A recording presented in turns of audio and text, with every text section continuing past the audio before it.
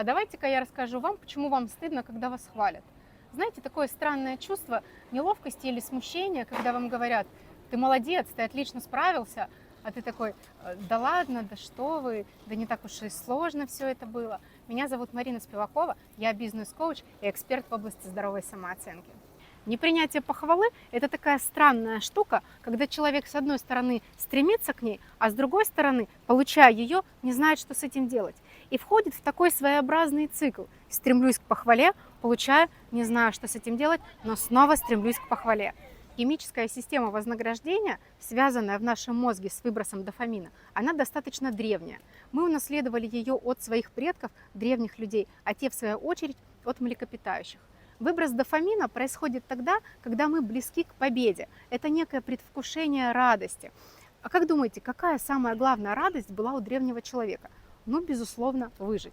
Поэтому, когда древний человек совершал какие-то действия, связанные с выживанием, у него совершался очень быстрый выброс этого дофамина.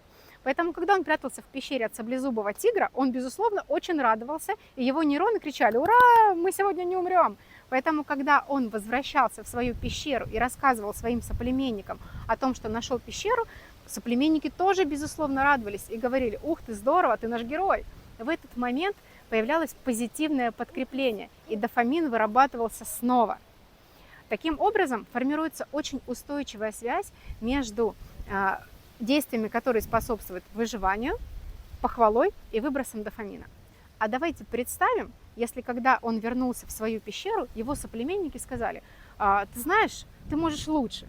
Ты мог бы найти 2 пещеры, а не одну. Ты мог бы найти пещеру, в которой существует озеро. Твоя пещера хороша, но не настолько. Это не твой максимум. В этом случае что происходит?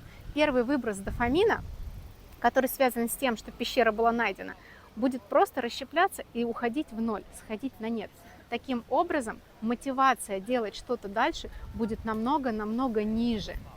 То же самое примерно происходит и с вашими нейронами, если с самого детства вы не получаете позитивного подкрепления. «Мама, посмотри, какую красивую птичку я нарисовал», говорите вы. В этот момент у вас выделяется дофамин. «Да, но ты можешь лучше», говорит ваша мама. И нейроны говорят: «Окей, парни, расходимся, позитивного подкрепления не будет», и дофамин просто расщепляется. И вы сами обучаете себя не ждать этого подкрепления, потому что вашей нервной системе так будет проще и легче. Но вдруг вас похвалили, вы сделали красивую презентацию на работе, вы отлично выступили, и вам говорят: «Да, ты молодец, здорово». И что, ваши нейроны просто в шоке, они не знают, как реагировать, потому что они не ждали похвалы. И единственный вариант, когда ваша нервная система придет в норму, это тогда, когда она услышит те самые слова: «Ты можешь лучше», но их некому сказать, и поэтому вы говорите эти слова сами. У меня есть для вас хорошая новость. Если вы научили свои нейроны реагировать определенным образом, то вы что можете сделать? Правильно, переучить. Для этого необходимо придумать простые фразы, которыми вы будете реагировать на похвалу. Например: «Спасибо большое, я тоже доволен результатом». Либо «Спасибо, мне тоже очень понравилось». Это может быть что угодно. Самое главное, чтобы вам было комфортно это произносить вслух. Это очень важно. Пожалуйста, не стесняйтесь и говорите это вслух. Вот такие простые рекомендации.